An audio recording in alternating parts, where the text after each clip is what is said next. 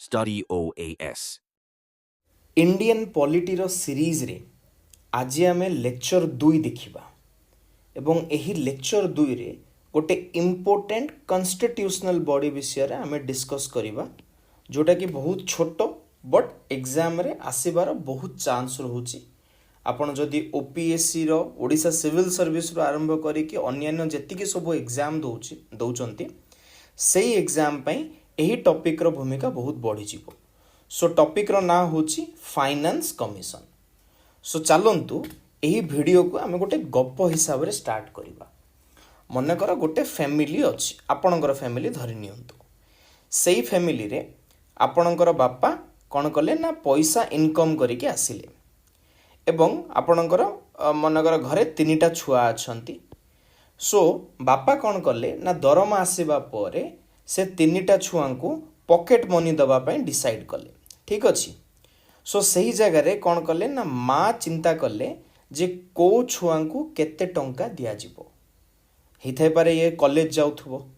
एही छुआटार किछि काम नथिबो, अल्प जस्ट पैसा देले ही जिवो। एही छुआटा बाहर पढुचे ताको अलग अमाउंट रो पॉकेट मनी दरकार। सो विभिन्न क्राइटेरिया द्वारा माँ कोन कले ना डिसाइड कले जे काहा को केते टंका दिया जिवो। सो एही जगह रे आमे जस्ट रिप्लेस करिबा बापा होचंती central government means union government, एई छुआ माने होचंती स्टेट गवर्नमेंट एवं एठी जो मांकर रोल को जी मीन्स तुलेला सी होची फाइनेंस कमिशन। सो आमे फाइनेंस कमिशन विषय रे जानिबा जो कमिशन फाइनेंस को डील कला कहार ना सेंट्रल गवर्नमेंट रो किछि अमाउंट जहा कि स्टेट को दिया जिवो सही कमिशन को कुआ गला फाइनेंस कमिशन। कॉन्स्टिट्यूशनल बॉडी कोन पई ना आर्टिकल 280 अनुसार एही संस्था विषय रे कुआ जाईची जे गोटे संस्था रहिबो फाइनेंस कमिशन जे कि डिसाइड करिवो भारतर यूनियन गवर्नमेंट रु स्टेट गवर्नमेंट माननकु केते टंका ग्रांट हिसाब रे केते अमाउंट रो जहाँ भी किछि टैक्स कलेक्शन होची। यूनियन गवर्नमेंट निजर टैक्स कलेक्शन करूची, से यूनियन गवर्नमेंट जो टैक्स कलेक्शन कला से टैक्स टोटल आसीबा परे से टैक्स रु केते परसेंटेज स्टेट मान को दिया जिवो सो दैट कि से माने परवर्ती समय रे सेही वर्ष रे खर्च करिवे डेवलपमेंट काम पाई। सो 280 टा को आपण मन रखिबे, एई आर्टिकल टा इंपोर्टेंट रहिबो। सो सेति पई एटा को कॉन्स्टिट्यूशनल बॉडी रहेला। सो एथिरे जो मेंबर्स माने रहिबे, चेयरमैन रहिबे एवं ओवरऑल ये जो finance commission as an organise means as a commission ताको की अपॉइंट करिवे ना भारतर जो महामहिम प्रेसिडेंट अछंती से अपॉइंट करिवे। ए फैक्ट को भी आपण मन रखिबे। केते वर्ष को थरे अपॉइंट करिवे ना 5 वर्ष को थरे अपॉइंट करिवे किंबा जदि चाहिबे जदि दरकार पड़िला ता पूर्वरु मध्य अपॉइंट करा जाई पारिबो। एवं एथिरे जणे चेयरपर्सन रहिबे, चेयरमैन किंबा चेयरपर्सन रहिबे, तांको सहित 4 जण मेंबर रहिबे। एटा को मध्य आपण इंपोर्टेंट फैक्ट रे मन रखिबे। सो एथिरे जो मेंबर माने चेयरमैन माने जो सिलेक्शन हेबे किछि तो क्राइटेरिया रहिबा उचित ना। जणन को सिलेक्शन करा जाउची that to be finance technical point of view रे जणनकर नॉलेज दरकार। तो सेमानंकर मेंबर मानंकर जो क्वालिफिकेशन गुडा को गोटे फाइनेंस कमिशन एक्ट 1951 थिला जोटा कि पार्लियामेंट रे अणा जाइथिला 1951 मसिया रे। सही अनुसार कौन करा जिवो ना से फाइनेंस कमिशन रो जो मेंबर गुडा अछंती सेमानंकर क्वालिफिकेशन से अनुसार डिसाइड करके सिलेक्ट करा जिवो। ठीक अछि। एवं एही संस्था को सब तो पावर दिया गला किंतु कुहा गला भाई आपण जहाँ भी किसी एडवाइस देबे सेटा आम पाई मैंडेटरी हबो नाही। It's not binding on the government आमे बट एज ए कन्वेंशन जोटा को कौन करा गला ना गोटे देखा गला जे हाँ फाइनेंस कमिशन जहाँ भी एडवाइस दौचे सेंट्रल गवर्नमेंट ताको मानि नौचंती। सो एतिकी आपणकर बेसिक इंट्रो रे आपण जे फैक्ट मन रखिले 280 प्रेसिडेंट 5 इयर्स देन जणे चेयरमैन 4 जण मेंबर एगुडा को सब फैक्ट गुडा को मन रखिबे। देन आमे देखिबा जो क्वालिफिकेशन विषय रे आमे कथा होउथिले जो 1951 मसिया रे जो फाइनेंस कमिशन एक्ट करा गला पार्लियामेंट द्वारा तो सेथिरे कौन करा गला ना क्वालिफिकेशन रखा जाइछि। सो चेयरमैन चेयरमैन क्या सिलेक्ट करा जिवो ना सही व्यक्ति को सिलेक्ट करा जिवो जी पब्लिक अफेयर्स रे जार एक्सपीरियंस अच्छी सेटा डिसाइड करेंगे सेंट्रल गवर्नमेंट डिसाइड करके प्रेसिडेंट को द्वारा सिलेक्ट करा जिवो जो अन्य 4 जन जो रहिबे मेंबर ठीक अच्छी से ही 4 जन मेंबर कौन कौन क्वालिफिकेशन रहिबो जड़े व्यक्ति जो होते सी हाईकोर्टर जज होते किंबा अन्य कौन जदि व्यक्ति होते हाईकोर्टर जज होगापी से क्वालिफाइड थिबे तेबे जाके तांको गोटे मेंबर रखा जिवो आउ गोटे मेंबर क्या रखा जिवो ना जार स्पेशल नॉलेज थिबो फाइनेंस को लेकी अकाउंट्स को लेकी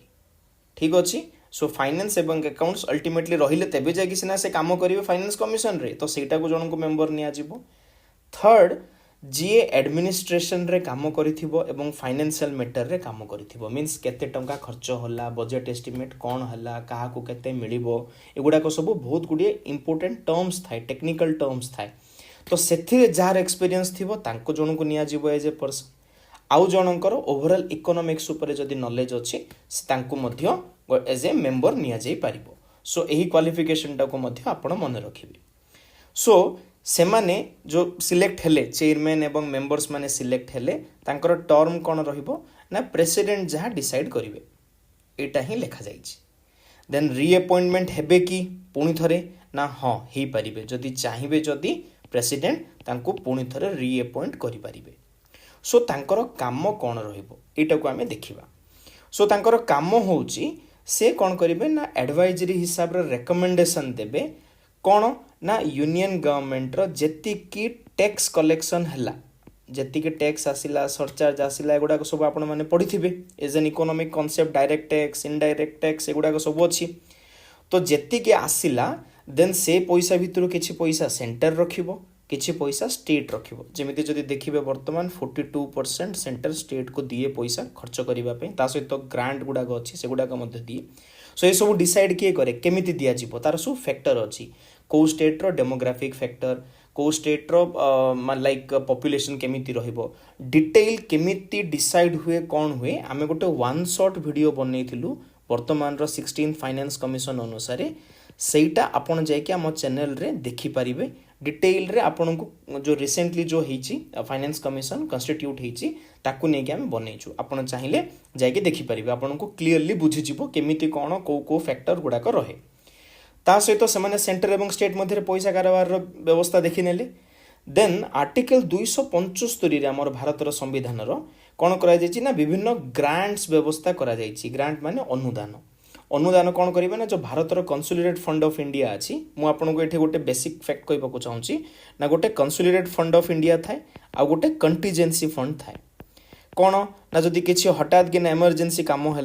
देन आप किसी 500 कोटी टंका फिक्स करा जायछि सी कौन करा जाइथिबो ना पैसा रखा जाइथिबो किछि दुर्विपाक हैला डिजास्टर हेउडा हेगला देन हठात कि ना